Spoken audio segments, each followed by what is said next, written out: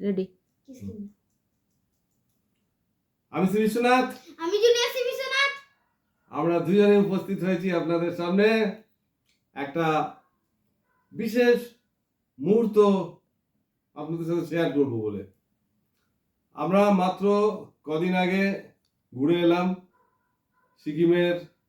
সিকিম থেকে গ্যাংটক, গ্যাংটক থেকে লাংচু, কি জানো, লাচুং থেকে একদম টপে 0 পয়েন্টে, যেখানে শুধু বরফ আর বরফ। আপনারা দেখেছেন হয়তো কিছু ক্লিপ আমাদের। তো আমরা একটা হোটেলে উঠেছিলাম ওখানে লাচুংয়ে, খুব বড় সড়ো হোটেল, ভালো হোটেল। তো সেই হোটেলে আমরা ওঠার যেদিন উঠলাম সেই দিনই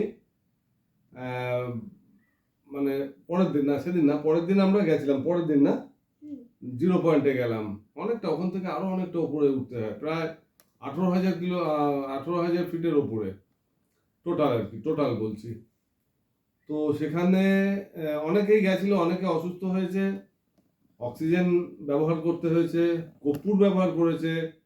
আমরা মোট 6 জন ছিলাম, 6 জনের মধ্যে 4 জনেরই অসুবিধা হয়েছে। রোজিনা, ফাল্গুনি, অমর, সলমন আমার ড্রাইভার, প্রত্যেকেই অসুবিধায় পড়েছিল, কিন্তু খালি আমি আর হিমু কোনো সমস্যায় পড়িনি, তাই না মা?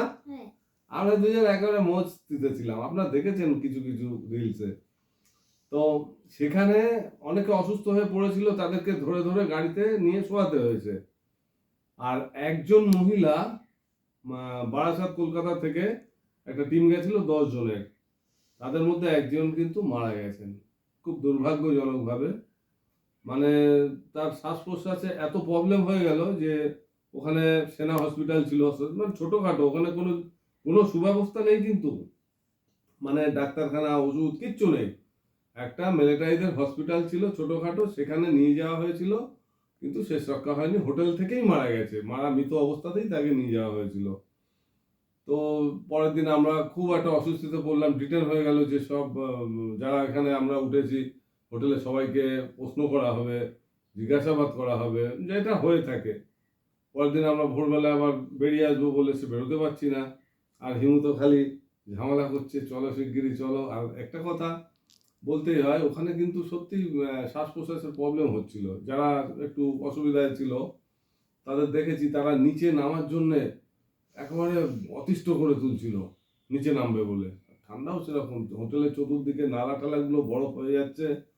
হ্যাঁ, আবার একটা সমস্যায় পড়েছিলাম, বাথরুমে জল থাকে না, বাথরুমের জল সব বরফ হয়ে যায়, তো জল পড়ে না, মানে সূর্য উঠবে, গরম হবে, হিটে জল গরম গললে তবে বাথরুমে জল পাওয়া যায়। ভাবতে পারছেন কি ভয়ঙ্কর? হিমু, তোমার কেমন লেগেছে ওখানে? বিশাল ঠান্ডা লেগে যায়, ঠান্ডা লাগে, -14, 15 মাইনাস, ভাবুন। সেখানে সব লাল হয়ে যাচ্ছি সব। আচ্ছা হিমু, আরেকটা জিনিস দেখেছিলাম, ওই হোটেলের নিচে একটা দেওয়ালে কি ছিল টাঙানো, কি দেখেছো না? কিসের চামড়া? ভাল্লুকের চামড়া, একটা প্রকাণ্ড ভাল্লুকের চামড়া রোদে শুকোতে দেওয়া ছিল। এবং ওখানে জঙ্গলে ওগুলো কিন্তু আছে, 0 পয়েন্টে যেতে প্রায় ঘন্টা 3-এর রাস্তা, লাচুং থেকে জঙ্গলের ভেতর দিয়ে রাস্তা, সেখানে কিন্তু ভাল্লুক পাওয়া যায়। এবং আমি নিজে চোখে বুনো কুকুর দেখেছি, যেটা ওই ন্যাশনাল জিওগ্রাফিতে আমরা দেখে থাকি কুকুর, আমি কিন্তু সেরকম কুকুর দেখেছি জঙ্গলের ভেতরে, মানে দেখার মতন, মানে সুন্দর, আবার কোথাও কোথাও ভয়ঙ্কর সুন্দর। আর বরফের ভেতরে গিয়ে আমি আর হিমু তো খুব ছুটোছুটি করেছি, হিমু একবার স্লিপ করে পড়েছে, ভীষণ স্লিপ বরফটা, তাই না? একবার পড়েছে, আমরা খেলেছি, খুব মজ মস্তি করেছি, ভালো লেগেছে। কিন্তু একজন মহিলা মারা গেছেন, খুব দুঃখজনক ছিল ঘটনাটা, খুব খারাপ লেগেছে। সবাই এক হোটেলে উঠেছিলাম। এবার বাই বাই করে দিই, আমরা আবার আসবো আমার বাবার সাথে। আমি তোমার কে হই? পোলা, আমি নাকি পোলা হই, আর ও আমার বা হয়। তো ঠিক আছে, আজকে মতো